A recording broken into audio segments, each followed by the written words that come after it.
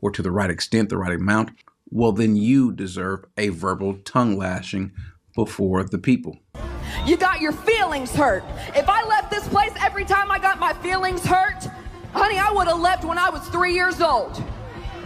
Grow up. Grow up. I think some women ought to tell her to grow up. You grow up and be godly.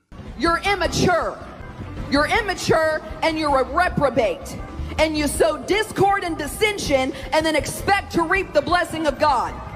That's not how this works.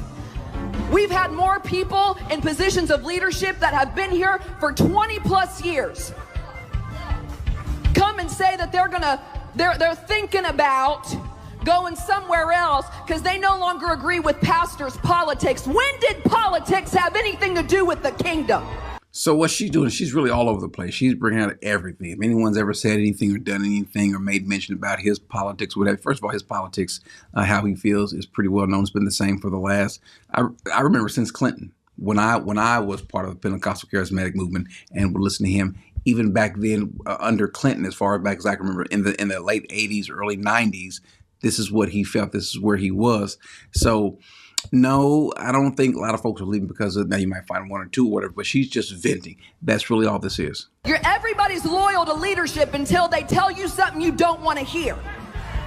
Now, part of that is true, but the issue is, if it's true, how do you address that? How do you deal with that? Clearly, this is not the right way to go about doing it. Everybody's loyal to leadership till they tell you something you don't want to hear. You get in your feelings. Reproof is not a reproach to the righteous. I'm going to say that again. I'm going to quote my pastor. Everybody write it down. PRP quote, wait.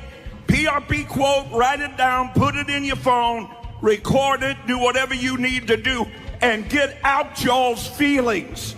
Your feelings will take you to hell. Shout, I'm coming out of my feelings. I'm coming out of my feelings. It's not about my feelings. It's about the word.